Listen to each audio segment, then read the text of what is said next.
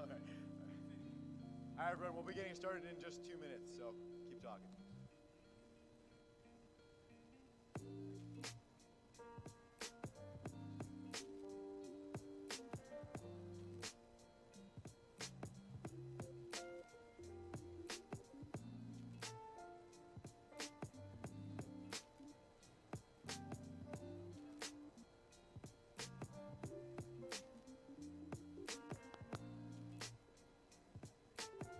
We still have some seats available.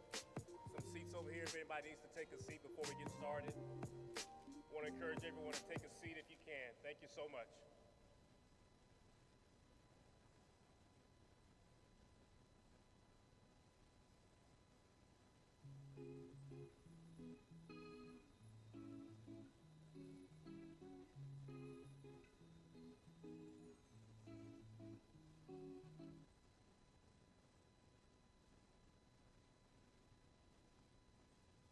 Good afternoon, everyone. My name is Jordan Cohen. I'm the Vice Chair of the Youth Council. And my name is Chatea Spriggs. I am the Chair of the Youth Council. On behalf of the entire council, I'd like to welcome everyone to the People's House. I want to thank the Governor and Lieutenant Governor for being here today. Last year, Governor Healey signed Executive Order 617, establishing the Governor's Youth Advisory Council to advise the Governor and Lieutenant Governor and the entire administration on critical issues impacting Massachusetts youth, such as civic engagement, education, the environment, housing, and youth violence.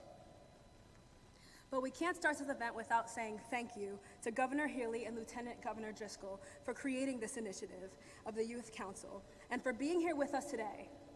Thank you to Lieutenant Governor and Governor for your work day in and day out for the residents of Massachusetts on behalf of the youth. And today, we are here to make your voices heard, to hear from you on what the Healey-Driscoll administration can do for you. This past summer, the Governor's Youth Council organized 3 listening sessions held virtually from youth across the state. We gathered the feedback from around 100 youth and turned what we heard into recommendations for the Governor and Lieutenant Governor based on our 4 main focus points in the Council, which are education, mental health, healthcare, and youth violence. A few examples of the many things we have recommended to the Governor include supporting a financial literacy bill, which teaches important financial skills to students, supporting a bill that provides funding for addressing youth substance use and mental health challenges, as well as supporting a bill to address healthcare disparities, and finally, supporting the appropriate training of resource officers in schools. These are a few examples of the work we have done around the 4 main focus points, and we are really excited to take your feedback from today and turn them into action. As we said before, we are here to make sure your voices are heard. Our mission is to elevate youth perspectives in state government. As the next generation, it is our responsibility to shape the future into a world that we want to live in. Within government, it's oftentimes that the youth feel powerless. Many of us are not old enough to vote or believe that our votes and voices don't matter. Well, we are here to tell you that it does. Whether you lobby in the State House, support local causes, or post about politics on social media. Your voice, your presence, and your action matters, and it makes a difference. We are the Youth Advisory Council. We are your advocates. And we are proof that the next generation isn't not just the future. We are the change that happens in the present. Because when the youth speaks, the world listens. Thank you to also our fellow council members for being here today. As for the Health and Human Service Secretary, Kate Walsh, and Higher Education Commissioner, Noe Ortega, who are here with us today and will be joining us shortly to have a great conversation. But to kick us off, we would like to invite to stage our fearless leaders, the Commonwealth's first female elected governor, Maura Healey, and Lieutenant Governor Kim Driscoll.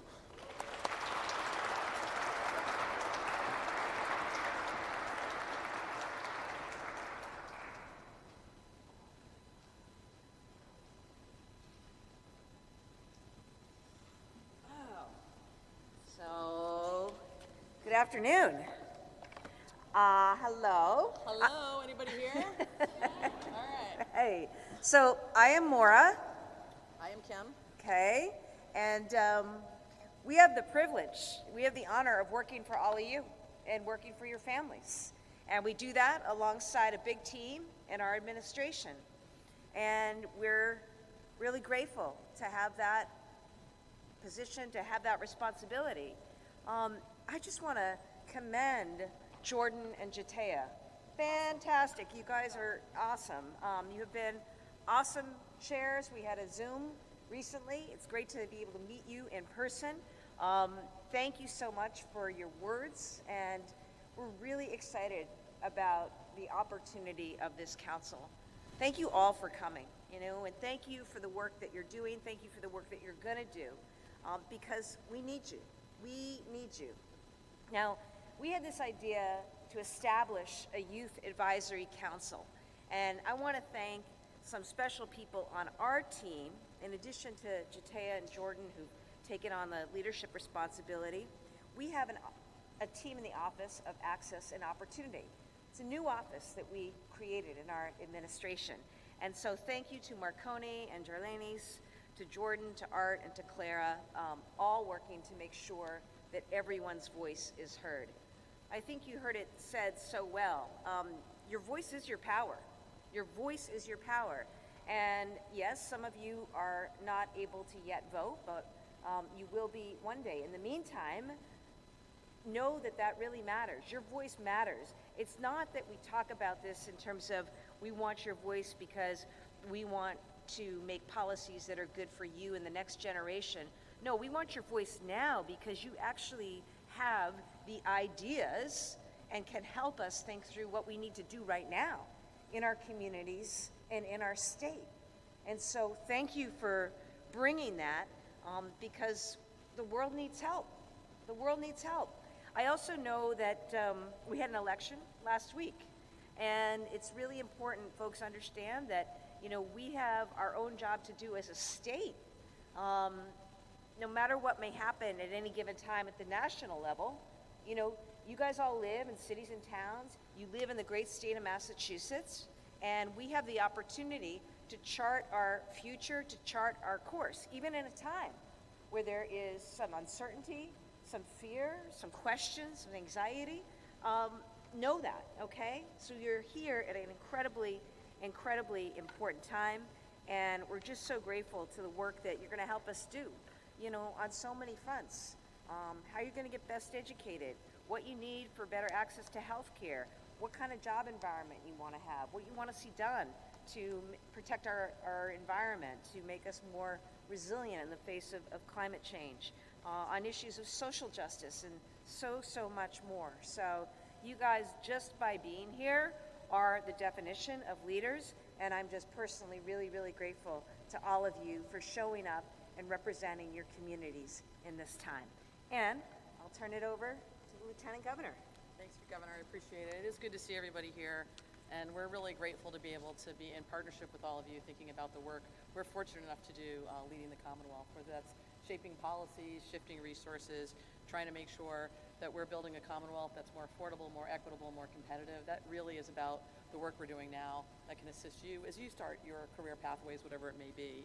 And we know that many of the challenges that our youth generation is facing is really longstanding. Some are not new, and that means we need new approaches, new ideas, best efforts, and really to dial in to what is happening day to day in the places you live. Some of you come from large urban centers, some of you come from more rural towns across the entire Commonwealth, and the challenges may be different, the needs may not all be aligned, but the opportunity to bring your voice into solving these challenges is real and is honestly going to be very helpful to us.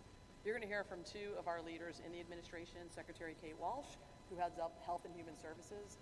That means she's responsible for everything from the Department of Public Health, programs and services, to assist some of our most vulnerable residents, how we work with hospitals in the healthcare industry, and making sure we have greater access to that.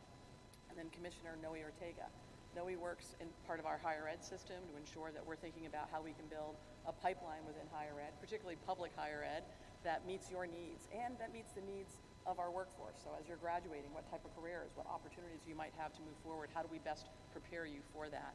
And your opportunity to both converse with those two and help understand where the things that you're seeing can be applied to the work that they're doing is really important. And I just want to end with saying, we talk about voice being power. For us, it's very real. A long time ago in this amazing hall, I'm sure somebody told you, but all of these flags are flags from each of our 351 cities and towns. Every town or city has particular seal, and that's what are on these flags. And if we were in this building 20 years ago, 30 years ago, 40 years ago, the people who represented all of you in your communities were primarily men, they were primarily white, and that was the case for a really, really, really long time. And what we've seen more recently is that we've widened the table, not just in government, but in lots of places, making room for others, women, individuals of color, members of the LGBTQ community.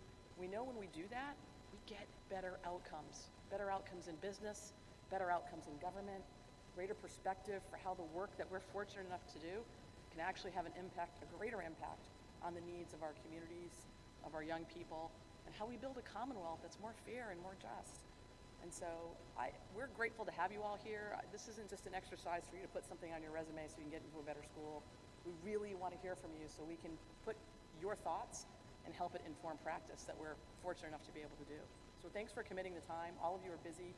Some of you probably have extracurricular activities from sports to music. I know we've got some entrepreneurs in the group. There's lots of things you could be doing. You are giving back, and you're helping make this state a better place by your time here today. So I just want to say thank you. We're going to put your ideas to good use.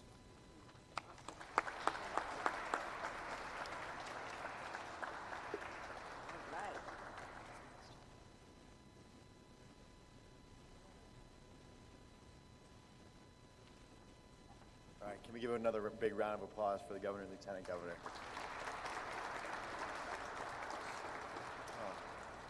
At this moment, I'd like to invite up Adrian Paz, who will be performing spoken word.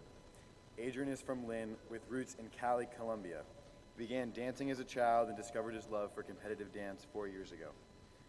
His other passion is poetry. He wants to use his passion to share his story and connect with others through the arts. He's focused on growing and learning, especially in the field of mental health, anti-racism, and being an advocate by understanding the intersection of these issues. He is constantly learning different ways to tell stories, and his involvement in programs like Raw Arts gives him and youth like him the opportunity to do so. So please give a warm welcome to Adrian.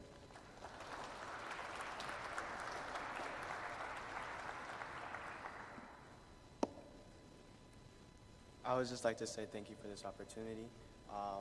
Thank you, Governor, for giving me this opportunity to perform here. This is my first time ever performing spoken word to a whole bunch of youth.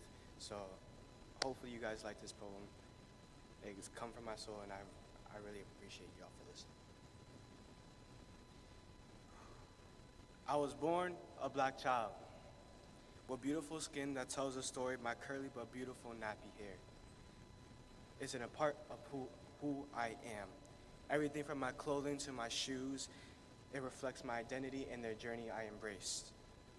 As a child, I walked through life unaware of the heavy responsibility tied to my identity and the unspoken dangers around me. The world seemed bright, but I didn't know about the fears and the prejudice lurking in the shadows. I didn't realize the threat of just existing, the potential danger of my hoodie that might bring, the consequences of speaking my mind or against an often unfair system. But I've learned these harsh realities. Now I carry the burden of fear that my life can end too soon because of my skin colors, the words that I use, or the actions that I take. But I still have hope. I believe in the strength of community and our ability to create change together. No matter our skin, race, ethnicity, or gender, we are all part of the same human family. And we need to support each other. Every second I am fighting, trying to thrive, learn, and grow, proving wrong who those underestimate me, hoping someone hears me. I need you to hear me. I need your voice. Each of us have the power and the ability to make a difference. The question is, how will you use it? Let this be the first step toward unity. From community to family, we can change together. Thank you for listening.